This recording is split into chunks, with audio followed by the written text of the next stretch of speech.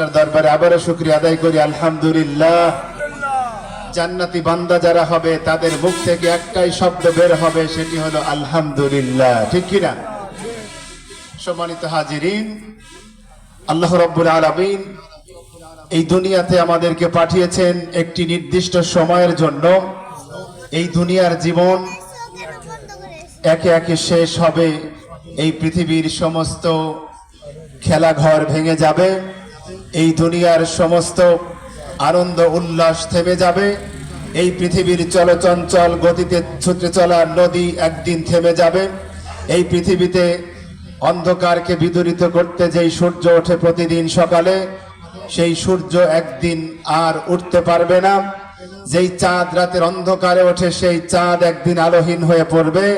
আল্লাহ রাব্বুল আলামিন সেই মহা বিপদের দিনে আমাদের সবাইকে মুক্তির ফয়সালা করে দিন, সকলে পড়ি আমিন।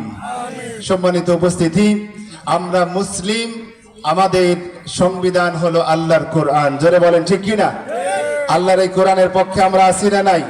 কারা কারা আছি একটু দুহাত তুলে দেখাই। নারায়ে তাকবীর, লিল্লাহি তাকবীর। আল কোরআনের আলো এখনো ঘরে ঘরে জ্বালান। কোথায় জ্বালাতে হবে? ঘরে ঘরে জ্বালানো হয়েছে 54 বছর। জোরে বলেন কয় বছর? 54টি বছর বাংলার জমিনে শাসন করেছে কোন হিন্দু নাকি মুসলিম? মুসলিম শাসন করেছে, কিন্তু আল কোরআনের আলো সংসদ পর্যন্ত পৌঁছাতে না পারার কারণে বাংলার জমিন থেকে কোটি কোটি টাকা পাচার করে বিদেশে বেগম পাড়ায় বাড়ি করেছে অনেকেই। কথা বলেন ঠিক কিনা? এদেশের নির্যাতিত নিপীড়িত মানুষ তাদের অধিকার ফিরে পায় নাই। বঙ্গবন্ধু দুঃখ করে যেই ভাষণটা দিয়েছিলেন, সবাই দেশ স্বাধীন করে পায় সোনার খনি, হীরার খনি, রূপার খনি, আর আমি পেয়েছি চোরের খনি। চোরকে মারার জন্য, চোরকে ধরার জন্য, কন্ট্রোল করার জন্য একটা বিধানই যথেষ্ট, অথচ সেই বিধান 54 বছরে বাংলার সংসদে বাস্তবায়ন হয় নাই, ঠিক কিনা? আল্লাহর কোরআন দিয়ে যদি চোরের হাত কাটার বিধান বাস্তবায়ন হতো, বাংলার জমিনে কেউ চুরি করার দুঃসাহস দেখাতে পারতো না, ঠিক কিনা? এজন্য আমরা আল্লাহর কোরআনকে সংসদে পাঠাতে রাজি আছি না নাই? কারা কারা রাজি আছে? আবার দুহাত তুলে একবার স্লোগান দেই, নারায়ে তাকবীর। আল কোরআনের আলো, আল হাদিসের আলো।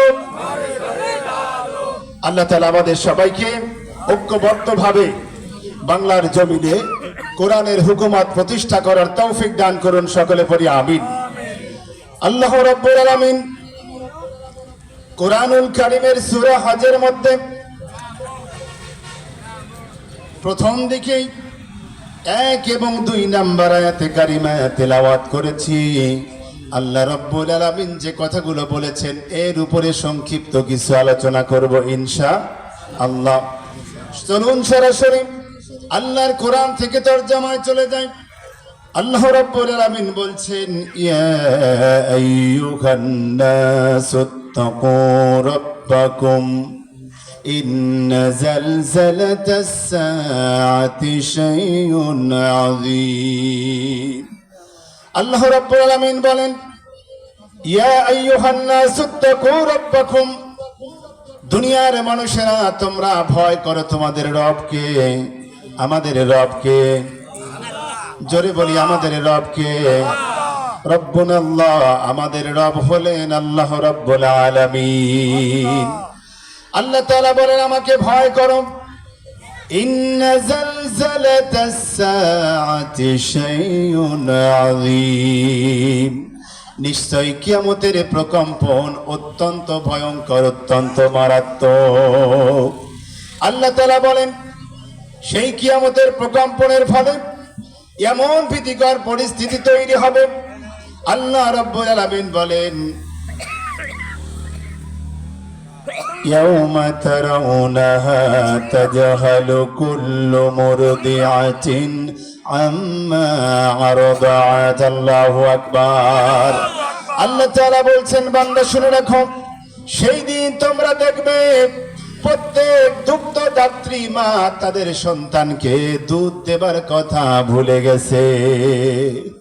এমন বিভীষিকাময় সেই দিন যেই মা সন্তানকে কতটা ভালোবাসে, একটা মায়ের পেটে যখন সন্তান আসে, মা ঠিক মতো খেতে পারে না, মা ঠিক মতো ঘুমাতে পারে না।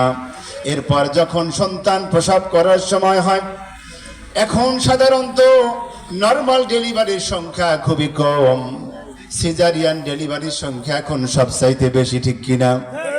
একবার চিন্তা করে দেখুন, আপনার আমার পায়ে যদি একটু ইকো বাড়ায় দেন ভাই, একজন মা কি করে, তার পেটটা, আমাদের হাতে যদি একটা কাটা ফোড়ে, সেইটা নিয়ে কত যন্ত্রণা, কত ব্যথা, আমরা কত টেনশন করি। অথচ মায়ের পেটের 7টা পর্দা একেবারে নিশ্চিত চাকু দিয়ে কেটে কেটে, কষাইয়ের মতো কেটে ডাক্তার সন্তান বের করে, ঠিক কিনা? যারা সিজারিয়ান ডেলিভারি করেন, ওই মায়েদের প্রথম কয়েকদিন এত কষ্ট হয়, তাজা যেন গরু জবাই করেছে, গলাটা কেটে দিয়েছে, এমন ব্যথা, এমন দৃশ্য তারা অনুভব করেন।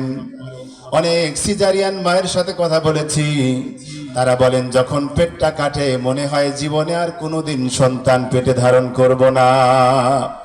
কিন্তু দেখা যায় ওই পেটের ব্যথাও কমতে থাকে, এদিকে সন্তান তিল তিল করে বড় হয়ে যায়, সন্তানের সাথে হৃদয়ের যে সম্পর্ক, ভালোবাসা তৈরি হয়ে যায়, মনে হয় আমার আরো একটা সন্তান নেওয়া দরকার, যেই সন্তান আমাকে এমন করেই ভালোবাসবে। সুবহানাল্লাহ।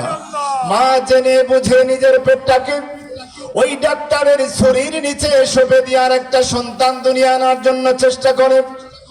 ওই মা জানে তার বুকে পিঠের উপরে যখন অ্যানেস্থেসিয়া, যখন ইনজেকশনটা পুশ করা হয়, কত শত শত মায়ের পিঠে ওই ইনজেকশন পুশ করার কারণে মাঝে মধ্যে তীব্র ব্যথা অনুভূত হয়। মায়ের পিঠের যে শির দ্বারা আছে সেটা সোজা করতে পারে না, মায়ের এত কষ্ট হয়। ব্যথা নাশক ইনজেকশন, ব্যথার নাশক ঔষধ খেয়ে তারপর ব্যথা নিবারণ করতে হয়। অথচ ওই মা জেনে বুঝে তারপরও আবার সন্তান নেয়।